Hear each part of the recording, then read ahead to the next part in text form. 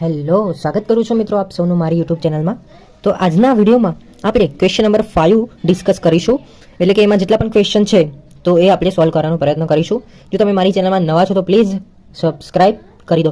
ચલો મિત્રો, આપણે આનું સોલ્યુશન મેળવવાનો પ્રયત્ન કરીશું. તો ઇવોલ્યુએટ એટલે કે મેળવો લિમિટ કે જ્યાં આગળ x times two 0 15 x - 5 x - 3 x + 1 એના ભાગ્યા x² છે. તો જો સૌથી પહેલાં આપણે આનું આ જ ફોર્મ્યુલા અહીંયા લખીશું. તો સૌથી પહેલાં જે છે મેં ડાયરેક્ટ આ વાળું જ ઇક્વેશન એટલે કે જે આપણો ક્વેશ્ચન હતો એ આખો અહીંયા લખી દીધો છે. ત્યાર પછી મિત્રો લિમિટ x ટાઈમ્સ ટુ 0 જ્યાં આગળ છે 15 x. હવે 15 ક્યારે થાય કે જ્યારે હું 5 સરી 15 થાય ને તો 5 × 3 x આવું હું લખી શકું, બરોબર? કે 15 x છે તો હું 5 x × 3 x આવી રીતે લખી શકું. પછી જે છે બધું એઝ ઇટ ઇઝ હું લખી દઉં છું કે જ્યાં આગળ 5 - 3 અને +1 એના જેમાં x² તમે x² કરી શકો છો. હવે જો મિત્રો આપણે શું કરીશું, કોમન લઈ લઈશું. હવે આટલું પદ તમે જો 5 x × 3 x - 5 હવે આટલા પદમાં શું કોમન છે તો 5 x જે છે એ કોમન છે. તો હું લખી દઉં છું કે લિમિટ x ટાઈમ્સ ટુ 0 કે જ્યાં આગળ આમાં 5 x જે છે કોમન છે. પછી 3 x - 1 -1 જે છે એ રહી જશે કેમ કે અહીંયા 5 x જે છે આપણે બહાર નીકાળી દીધું. તો અહીંયા માઇનસનું માઇનસ અને 5 x બહાર નીકળ્યું એટલે કે અંદર. હવે આપણે આ બંનેમાંથી જે છે -3 x + 1 આમાંથી આપણે -1 ને કોમન નીકાળી દઈએ તો અંદર જો શું વધ્યું 3 x - 1.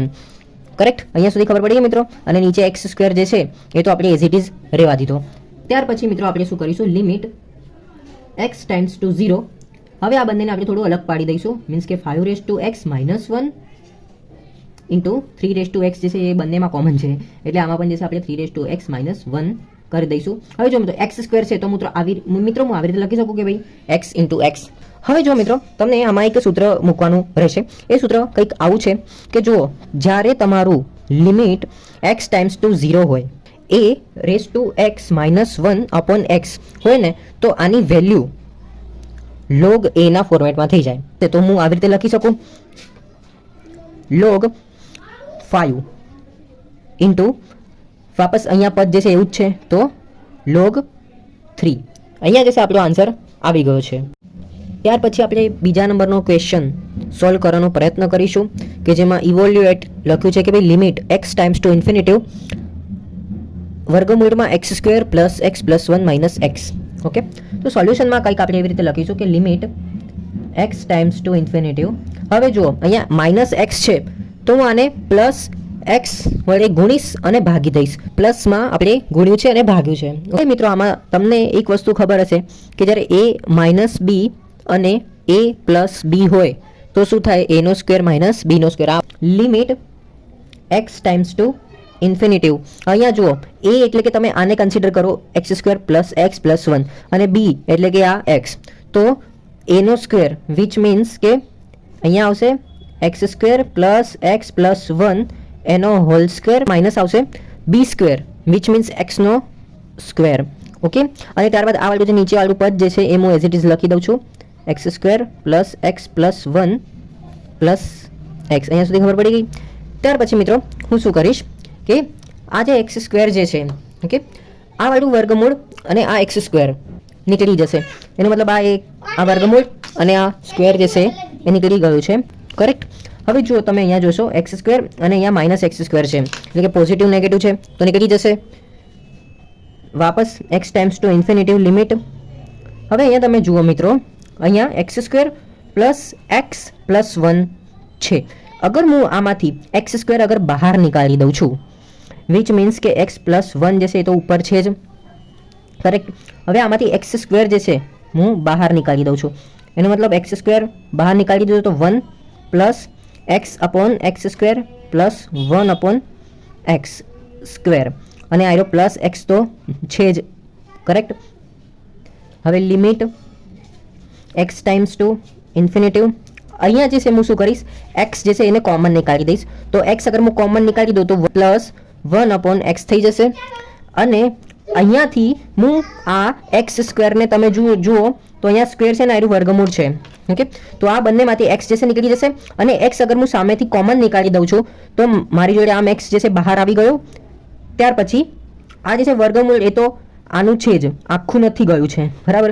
x અગર હું બહાર નીકાળું છું અને અહીંયા બીજું અહીંયા x/x² છે તો આ x જે છે અહીંયા એક જ વધશે. કરેક્ટ? તો અહીંયા 1 પ્લસ 1/x અને અહીંયા જે છે 1/x² થઈ જશે અને અહીંયા x જે છે આપણો બહાર નીકાળી દીધેલો મેં, તો અહીંયા જે છે 1 થઈ જશે. હવે જુઓ આ x અને આ x જે છે નીકળી જશે. ઓકે, તો મારી જોડે શું વધ્યું? 1 + 1/x √1 + 1/x + 1/x² + 1. હવે જે છે મિત્રો હું limit x times two infinity જે છે એ ઇમ્પ્લિમેન્ટ કરું છું, એટલે કે આમાં નાખું છું. ઓકે, તો આમાં લખવાની કંઈ જરૂર તો નથી. 1 + 1/∞ એના ભાગ્યા તમે અહીંયા જોશો તો વર્ગમૂળમાં 1 + 1/∞ + 1/∞² + 1. હવે જો મિત્રો એક ફોર્મ્યુલા છે કે જ્યારે 1/∞ હોય ને તો તમારો 0 થઈ જાય. તો મારી જોડે જે છે શું વધ્યું? 1 + 0 એના ભાગ્યા √1 + 0 + 0 + 1. ઓકે, હવે એક જે છે ઉપર એઝ ઇટ ઇઝ રહેશે. હવે એકનો વર્ગમૂળ કરો તો એક જ આવશે, 0નો વર્ગમૂળ એટલે તો કંઈ વેલ્યુ નહીં એની. અને આડું જે છે +1 એ બહાર હતું તો એ જે છે થઈ જશે 1. તો 1/2 બરાબર 1. એકને તમે કોઈ બી સંખ્યા જોડે ગુણો ભાગો એનો વેલ્યુ જે છે એક જ આવશે. તો અહીંયા જે છે આપણો આન્સર આવી ગયો છે. ત્યારબાદ આપણે ત્રીજા નંબરનો ઇવોલ્યુએટ કરીશું. લિમિટ થીટા કે જ્યાં આગળ 0 છે અને 1 - cos θ/θ². તો આપણે સોલ્યુશન તરફ આગળ વધીશું. અને હમણાં ગયા જે આપણે ક્વેશ્ચન ગણ્યો બરોબર, તો એમાં આપણે શું કર્યું હતું કે ક્રોસમાં આનું જે વિરુદ્ધ હશે, જેમ કે અહીંયા 1 - cos θ છે તો આપણે 1 + cos θ જોડે ગુણીશું તેમજ ભાગીશું. તો જુઓ મેં અહીંયા 1 + cos θ જોડે ગુણ્યું અને 1 + cos θ જોડે ભાગી પણ દીધું છે. હવે તમને ખબર હશે ગયા ક્વેશ્ચનમાં આપણે કેવું કર્યું હતું કે જ્યારે a - b અને a + b હોય ને તો ત્યારે શું થાય? a² - b². તો અહીંયા જે છે સેમ કન્ડિશન છે પ્લસ અને માઇનસ વાળી. સો હું લખી દઉં છું કે લિમિટ થીટા કે જ્યાં આગળ 0 છે તો શું થશે? a² એટલે કે 1² - b એટલે કે cos² θ એના ભાગ્યા શું છે મારી જોડે? તો θ² × 1 + cos θ. લિમિટ થીટા કે જ્યાં આગળ 0 છે અને 1² 1 થશે માઇનસ cos² θ અપોન θ² અને 1 + cos θ. હવે જો 1 - cos² θ કોના ઇક્વલ્સ થશે? તો એ sin² ના. કરેક્ટ? તો sin² θ અપોન θ² × 1 + cos θ. તો મારી જોડે શું થશે? લિમિટ થીટા કે જ્યાં આગળ 0 તો sin² θ અપોન θ² × 1 + cos θ. હું અહીંયા લિમિટ થીટા કે જ્યાં આગળ 0 તો sin² 0 શું થશે? 0 અને θ² એટલે કે 1² શું થશે? 1 × 1/1 + cos 0. તો 1 × 1 + cos 0 1 થાય. cos 0 જે છે એ 1 થાય અને 1/1 + 1 શું થશે? 1/2. તો અહીંયા જે છે આપણો આન્સર આવી ગયો છે 1/2. ત્યાર પછી હવે આપણે ક્વેશ્ચન નંબર 5B ડિસ્કસ કરીશું કે જેમાં ક્વેશ્ચન નંબર 1 એવો છે કે ભાઈ 3 - 1 કેન્દ્ર ધરાવતા અને -1 2 બિંદુમાંથી પસાર થતા વર્તુળનું સમીકરણ તમારે શોધવાનું છે. તો મિત્રો જે મેં પહેલાંના વિડીયોમાં પણ તમને વર્તુળનું સમીકરણ કીધું છે, તો તમે એ વિડીયો નહીં જોયો હોય તો જોઈ લો. તો વર્તુળનું સમીકરણ શું કહેવા માંગે છે કે ભાઈ r² બરાબર x² + y² થાય છે. અહીંયા x અને y ની વેલ્યુ જે છે એ 2 આપેલી છે. એનો મતલબ એવો છે કે ભાઈ xy જે છે શું છે? તો કે પહેલામાં 3 - 1 છે અને બીજામાં -1 અને 2 છે. તો આ બંને જે આપણને અહીંયા લખવું પડશે. તો આનું અગર હું થોડું સિમ્પ્લિફિકેશન કરવું હોય તો હું આવી રીતે લખી શકું કે r બરાબર વર્ગમૂળમાં x² + y². કરેક્ટ? હવે જુઓ x² એનો મતલબ એવો છે કે ભાઈ અહીંયા 2 વેલ્યુ આપેલી છે 3 અને -1. તો હું કેવું કરું? 3 છે એટલે કે 3 અને -1 છે અને -1. ઓકે, અને આ હોલ આનો સ્ક્વેર કેમ કે x નો સ્ક્વેર છે પ્લસ કરીને અહીંયા y ની વેલ્યુ y મતલબ કે -1 માઇનસ અહીંયા 2 આનો હોલ સ્ક્વેર. કરેક્ટ? હવે પાછું મને સોલ્વ કરવાનો પ્રયત્ન કરું તો તમે જુઓ 3 માઇનસ થઈ જશે +1 એનો સ્ક્વેર પ્લસ અહીંયા -1 -2 તમારો થઈ જશે -3. કરેક્ટ? ત્યાર પછી 3 ને 1 4 અને 4 નો સ્ક્વેર તમારો થશે 16 વત્તા 3 તરીને 9. હવે 16 વત્તા 9 તમે કરશો તો તમારો થઈ જશે આનો સ્ક્વેર આવશે, બરાબર. 16 વત્તા 9 કરશો એટલે તમારો 25 આવશે. તો 25નો સ્ક્વેર અને આ વર્ગમૂળ જે છે નીકળી જશે. એટલે તમારે આરની વેલ્યુ જે છે 5. આઈ થિંક તમને અહીંયા સુધી ખબર પડી ગઈ હશે. હવે જો મિત્રો, કેન્દ્ર શું છે? 3 - 1 છે, કરેક્ટ. તો તમે એવું લખી શકો કે ભાઈ h કે મારું શું થશે? 3 અને -1. તો મિત્રો આ વર્તુળનું સમીકરણ છે x - h નો સ્ક્વેર વત્તા y - k નો સ્ક્વેર બરાબર r સ્ક્વેર, કે જેમાં હું આની h અને k ની કિંમત આમાં પુટ આઉટ કરું છું. તો આપણને જે છે શું કીધેલું છે? સમીકરણ મેળવવાનું કીધું છે. તો આપણને સમીકરણ ઇઝીલી મળી જશે. x - h નો સ્ક્વેર, h મીન્સ 3 નો સ્ક્વેર વત્તા y એઝ ઇટ ઇઝ રહેશે માઇનસ k, એનો મતલબ છે -1. તો માઇનસ માઇનસ થઈ જશે પ્લસ અને એનો સ્ક્વેર બરાબર r મીન્સ કે 5નો સ્ક્વેર, કરેક્ટ. હવે જો આને આપણે થોડું સિમ્પ્લિફિકેશન કરીશું તો શું થશે? x સ્ક્વેર માઇનસ 3 દૂની થાય 6. તો હું ડાયરેક્ટ જશે અહીંયા 6 લખી દઉં છું અને 3નો સ્ક્વેર મીન્સ કે 9. હવે પ્લસ કરીને અહીંયા શું થશે? yનો સ્ક્વેર વત્તા 2y પ્લસ 1. 5નો સ્ક્વેર જે છે હું અહીંયા ડાયરેક્ટ 25 લખી દઉં છું. તો અહીંયા એક્સ સ્ક્વેર અને વાય સ્ક્વેર આ બંને થોડું નજીક લાવવાનો પ્રયત્ન કરીશું. એટલે એક્સ સ્ક્વેર વત્તા વાય સ્ક્વેર. હવે અહીંયા -6x એ અહીંયા આવી ગયો. ત્યાર પછી અહીંયા 2y છે તો એ પ્લસના ફોર્મેટમાં છે, તો પ્લસ 2y. હવે અહીંયા 9 અને 1 શું થશે? 10 બરાબર 25, કરેક્ટ. હવે આ 25ને હું અંદર લાવું છું.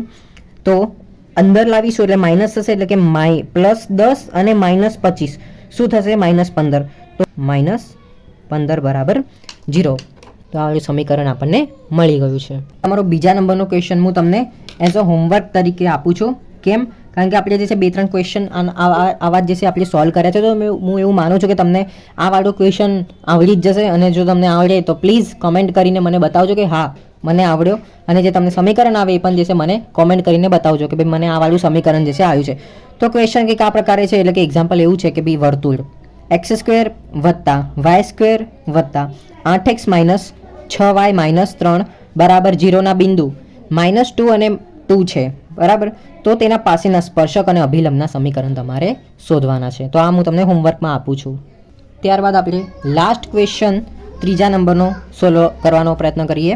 તો રેખાઓ આપેલી છે x + y બરાબર 1 અને 3x + 4y બરાબર 1 ના છેદન બિંદુમાંથી પસાર થતી અને રેખા 5x + y બરાબર 1 ને સમાંતર હોય તેવી રેખાનું તમને સમીકરણ જે છે શોધવાનું છે. દરેકમાં આપણે લખતા હતા ગિવન ડેટા. તો આમાં પણ જે છે હું લખું છું ગિવન ડેટા. તો શું છે? તો પહેલો જે છે એ છે x + y બરાબર 1. બીજો જે છે એ 3x + 4y બરાબર 1. હવે તમે આ બંનેમાં થોડું સિમિલર કંઈક લાગે છે. તો હવે આવા કેસમાં જે છે હું શું કરીશ? ઉપરવાળા પદને 3 વડે ગુણી દઈશ. તો મારી જોડે જે છે સિમ્પ્લિફાઈ વર્ઝન કેવું થશે? તો 3x + 3y બરાબર 3. આ ઇક્વેશનને હું આની સાથે ભાગીશ. એનો શું થશે? અહીંયા જો કે પ્લસ પ્લસ છે તો અહીંયા થશે માઇનસ માઇનસ અને માઇનસ. તો અહીંયા અગર પ્લસ અને આઈરો માઇનસ હોય તો આ વાળું આખું પદ નીકળી જશે. તો હવે 3y - 4y શું થશે? -1y એના ભાગે અહીંયા 3 માઇનસ જો કે અહીંયા 5 છે.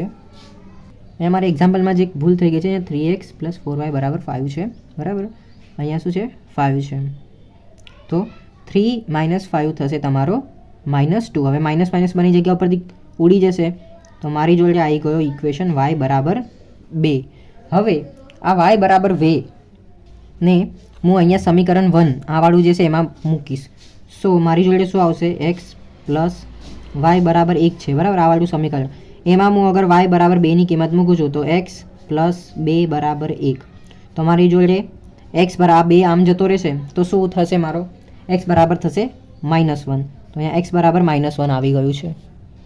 તો એટ ધી એન્ડ હું આવી રીતે લખી શકું કે ભાઈ x અને y ની વેલ્યુ મને શું મળેલી છે? -1 અને 2. આ x અને y બરાબર.